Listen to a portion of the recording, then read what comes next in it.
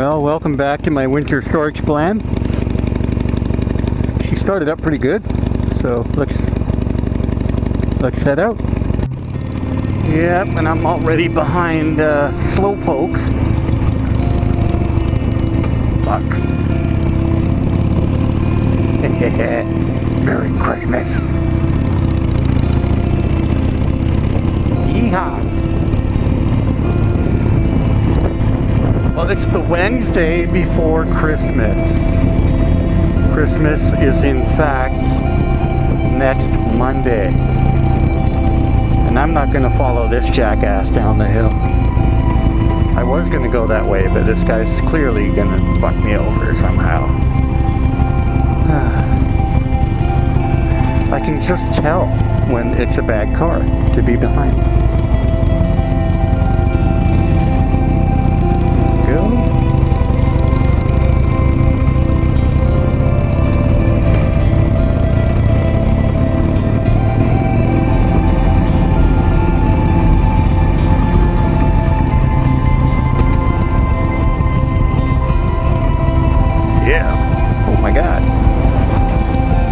That signal going, might actually make it. This is like a stupid idea any time of day, but hey. I'll probably be more blabby after I survive this left turn, hopefully. Hopefully this guy's aggro enough to hit it, and I don't get trapped. Here we go, yeah, do it.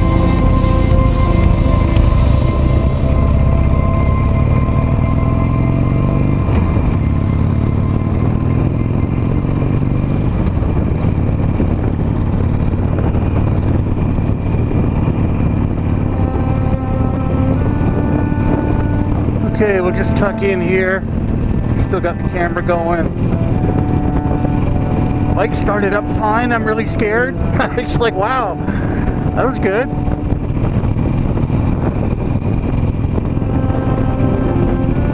Don't underestimate the mental health of just going for a little rip around the block in the middle of December when you live in a place like this.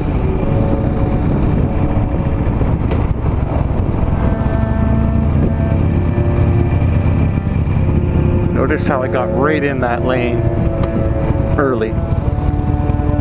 Okay, we're gonna just tuck in here. We're gonna get a little junk food because it's Christmas week. Advent. Maybe let's take up the whole parking lot. But there we go. Just a simple little midweek mixer supply run.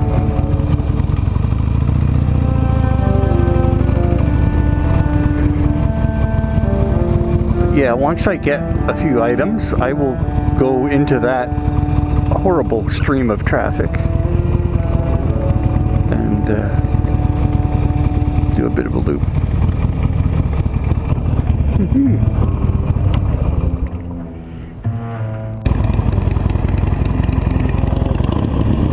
Alright, now he's freaking out about it. I'm going to be stuck in traffic for a bit of this little loop, so no use whining about it. Here we go. It'll give me a moment to get some shit off my chest.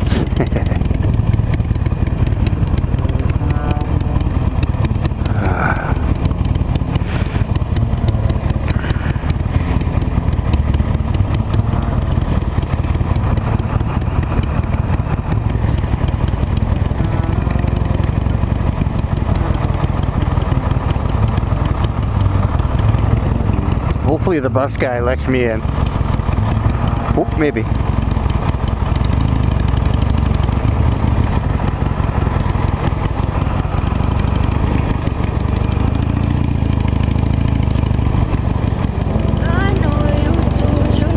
Yeah. Squeaked in front of that car. That was a little rude of me. But yeah, what we have here is a double funnel. It's really horrible. I don't know who fucking approved this one, but yeah, you're not supposed to do this, ever. But we've got the double funnel right into a single lane. So essentially you're merging cars into each other, which, as you can see, really works well. Yeah, I'm about to fade away. Yeah, there you go. That answers a lot of questions. Okay.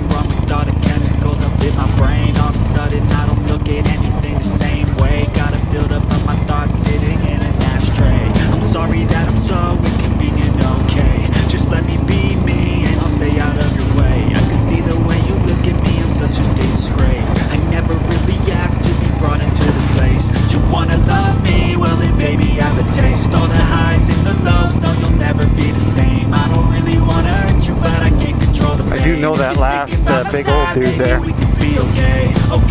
Okay, maybe you could be the change I need today. I promise that I've never felt this way. I really hope that you will choose to stay through. So welcome to the to the sermon on the rocket.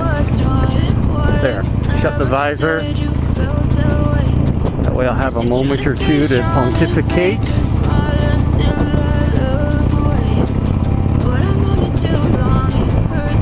So, not much work this past week, which is fine by me. This time of year, I always look forward to a little downtime. I normally get my vacation pay because I don't take a vacation pay in lieu of the slow times. We have a couple little shoulder seasons where I do get the random couple days off here and there, so it's never made sense for me personally to take a vacation since I've become a single hip happening bachelor dude. So definitely I can, you know, I don't have any plans. There's no reason why I need a specific day off unless I'm getting like dental work or whatever, right? A couple times a year. So it's been a long time. What I'm getting at is that it's been a long time since I've really booked a vacation. So just at Christmas time, I've always happily blown a little extra money using my vacation pay, which generally my office kicks out at the end of every year. Hopefully, fingers crossed, they don't forget. I always look forward to it. Yeah. And under a new agreement, it's a good amount of money, so I may just bank it. I don't know what I'm going to do with it. It makes sense just to sit on it. But I don't know. Woohoo, it would be nice to get out of the city for a bit. Look at this crap. But this is a random Wednesday. Look at this. Mayhem.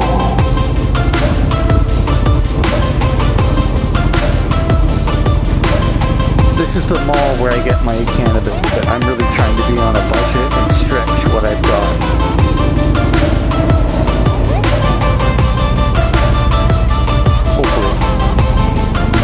But here you see what it takes to get our city back together after this fucking pipeline project. Might be Notice I could not see the light because of the truck, so I had to back up a little.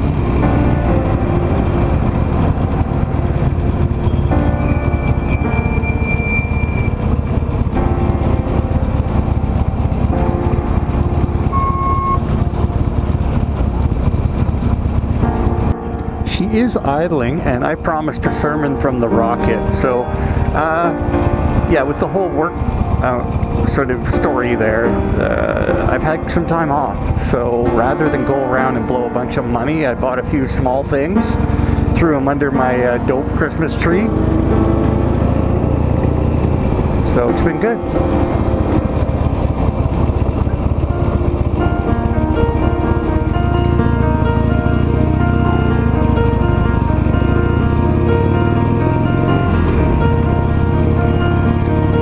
Got a few gifts, but I haven't been going out and, you know, I don't party, I don't drink. Just sip on the little quiet herb when I'm at home. Stay out of trouble, old gangster style. But I've been reading, those of you who've known me for a long time know that I don't shy away from biblical discussions or theology or whatever you have you.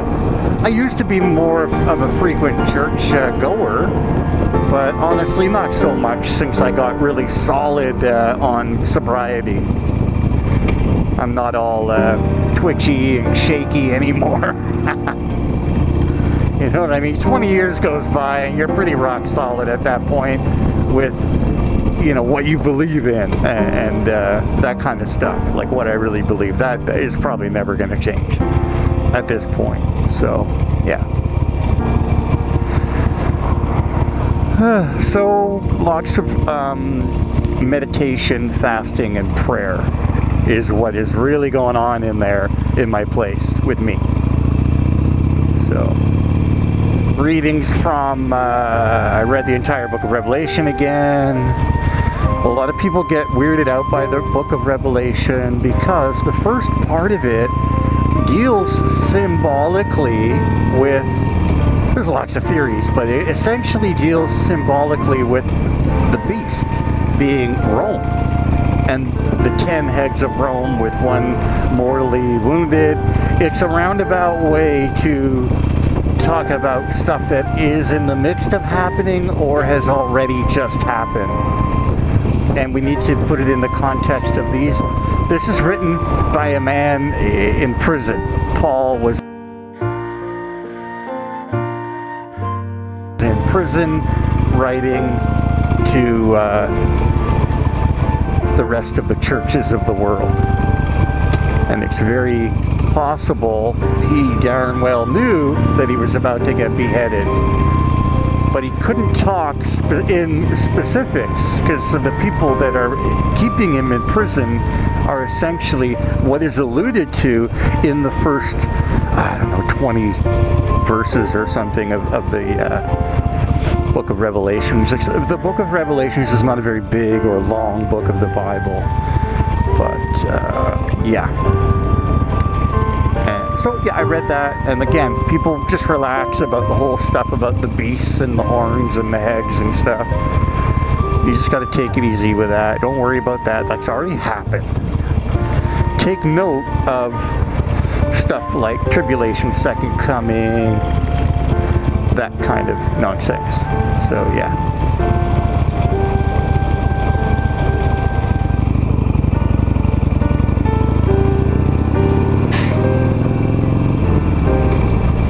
And this whole idea that the penultimate battle, tribulation, many pastors believe that we are in the 1,000-year reign of Christ, the first reign, and that Satan will be let loose for a short time, wreak havoc, get his ass kicked again, and promptly get sent back to HE double hockey sticks. So yeah, essentially that's it. The tail end of the book of Revelation is where I believe us modern types should focus on. The other part, the beginning part, has to be so symbolic so that he didn't get beheaded before he even finished the damn letter. You know, like he's writing this for other people to see. So he wasn't a big fan of being beheaded, so he had to be very symbolic and talk about essentially the lead up to Emperor Nero and all that stuff. So don't get bogged down or scared by the book of Revelations. And the pastor Paul, or John the Divine, John the Baptist, had to be a little bit non-specific.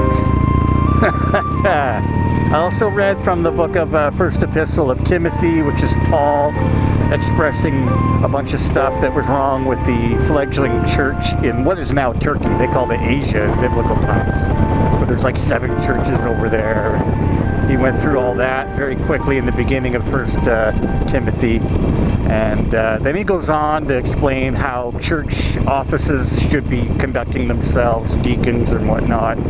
And essentially drills down to Timothy himself, like, yo, Timothy, this is what you got to do. So pretty good for me to be reading.